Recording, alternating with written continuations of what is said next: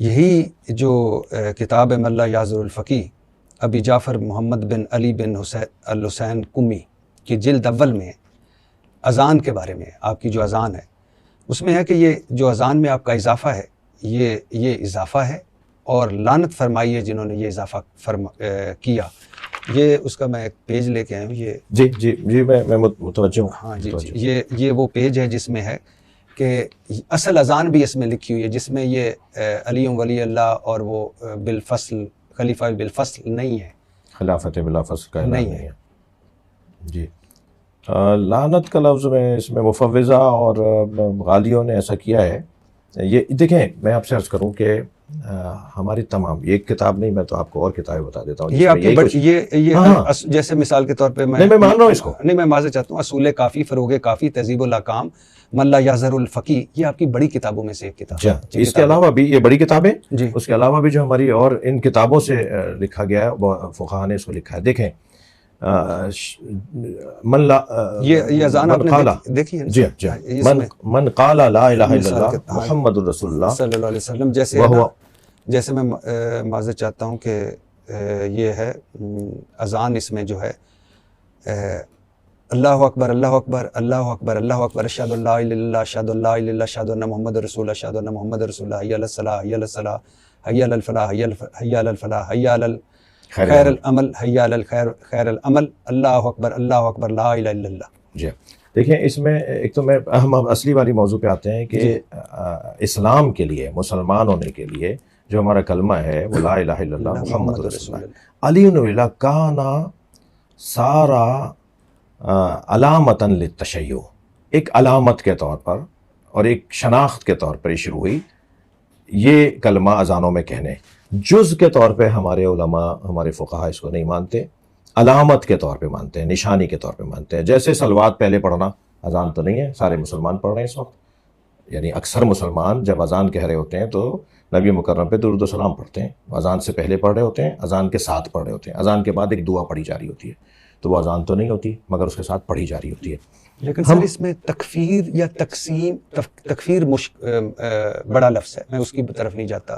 اور میں یقین کریں آپ کی بہت ساری کتابوں میں بہت ساری ایسی چیزیں لکھی ہوئی ہیں، کیونکہ میں یہ جو علماء سے ملنے کا سلسلہ اس میں جوڑنے کی بات کی ہے. سوال میں ضرور کرتا ہوں کہ یہ میرے اپنے سوال ہوتے ہیں، میرا دل کرتا ہے پوچھوں، لیکن اللہ کرے ہم جڑ جائیں. تو کوئی سینکڑوں ایسی چیزیں ہیں صحابہ کرام کے بارے میں، چاروں خلفائے راشدین کے بارے میں، ایسی چیزیں کہ جو میں نے لی نہیں ہیں، اس میں پڑھی ضرور، لیکن یہ اس میں تقسیم اور کی بات نہیں ہوتی جب آپ اس طرح بات کرتے ہیں. کیونکہ بہت سارے، جیسے ابھی آپ ہمارے ہیں، یہ میں مانتا ہوں کہ آپ ہمارے ہیں اور ہمیں اپنے آپ سے پیارے ہیں. شکریہ. اور یہی شیعہ ہے، شیعہ ہمارے ہیں، ہمیں پیارے ہیں. لیکن اس میں حنفی بھی ہیں، دیوبندی بھی ہیں، بریلوی بھی ہیں. کیا وہ تقسیم نہیں ہوتی کہ خلافت بلا فصل کا اعلان جب کرتے ہیں کہ خلیفۃ بلا فصل جب کہتے ہیں؟ دیکھیں تقسیم تو اور تکفیر کا تو عنوان نہیں، تقسیم اور جدائی اور تفرد آپ یہ کہنا چاہ رہے ہیں کہ یہ علیحدہ ہو کر رہنا اور یہ کرنا. دیکھیں اصل میں تو ہمارا تو ہدف ہی ہے کہ ہمیں اہل بیت کی طرف لوگوں کو بلانا ہے، ہمیں اہل بیت کی تعلیمات کی طرف بلانا ہے، کیونکہ اہل بیت سے دوری نے مسلمانوں کو اصل چیز سے دور کر دیا اور سالم دین سے دور کر دیا. نبی مکرم اپنے بعد مولا علی کو دے کے گئے تھے غدیر خم کے اندر. ساری زندگی سرکار نے صلی اللہ علیہ وآلہ وسلم نے یا اللہ سمجھایا یا علی سمجھایا، اور امت نے علی کو چھوڑ دیا. تو ہمارا تو مقصد، ہمیں اگر استحباب کے عنوان سے بھی اشہد ان امیر المومنین علی ولی اللہ کہنا پڑا، مستحب کی نیت سے بھی کہنا پڑا، رجا کی نیت سے بھی، قربۃ اللہ کی نیت سے بھی، ہر جگہ ہمیں، کیونکہ تینوں کلمے قرآن کی آیات کے اندر 3 ولایتوں کا اور 3 مولاؤں کا تذکرہ ہے سورہ مائدہ کی 55ویں آیت میں.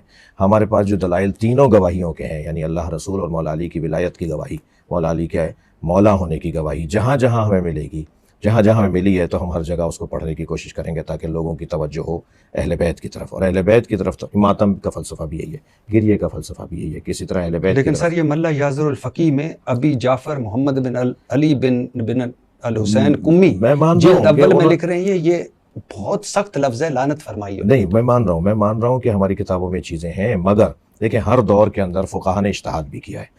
فقہا نے اپنے موقف کو روشن بھی کیا ہے. یہ جس دور کے آپ کتاب کا حوالہ دے رہے ہیں یہ تقریباً 1000 سال پرانی کتاب ہے. جی جی. اور آج گزشتہ کوئی 600 سال سے جو فقہاء امامیہ کی ایک روش مسلم ہو گئی ہے، جو طے ہو گئی ہے، جو رائج ہو گئی ہے، وہ یہ نہیں ہے، وہ یہ نہیں ہے. اچھا، اس کا وہ انکار بھی نہیں کرتے. ہمارے فقہاء ان روایات کو تقیہ کے اوپر حمل کرتے ہیں. ہمارے فقہاء ان روایات کو اس زمانے کے حالات کے اوپر حمل کرتے ہیں کہ اس زمانے کے حالات کچھ اور حالات تھے. لہٰذا آج کا جو شیعہ فقیہ ہے، آج ہی کا نہیں، یعنی اب سے کوئی 600 سال سے، وہ اس نظریے کا حامل نہیں ہے، وہ اس سے ہٹ کر سوچتا ہے. جی میں آپ کا ٹھیک ہے. اچھا، رہ گئی بات یہ کہ تفرد کی طرف جائیں تو ہم تو تفرد کی طرف واقعی جاتے ہیں، یعنی اس میں ہمیں فخر ہے کہ ہم تفرد کی طرف جاتے ہیں، مگر لڑانے کے لیے نہیں، بھڑانے کے لیے نہیں، نفرتیں پھیلانے کے لیے نہیں، خوشبو سنگھانے کے لیے، خوبیاں دکھانے کے لیے، محاسن دکھانے کے لیے. ہم اگر اس طرح کا کوئی کام کریں گے تو کیا مقصد ہے بھائی آپ کا؟ آپ لڑوانا چاہ رہے ہیں؟ نہیں، ہم اس بات کی طرف توجہ دلانا چاہ رہے ہیں کہ جو زیادہ بہتر، بیسٹ ہے، بہتر ہے، میرٹ کے اوپر ہم بات کر رہے ہوتے ہیں.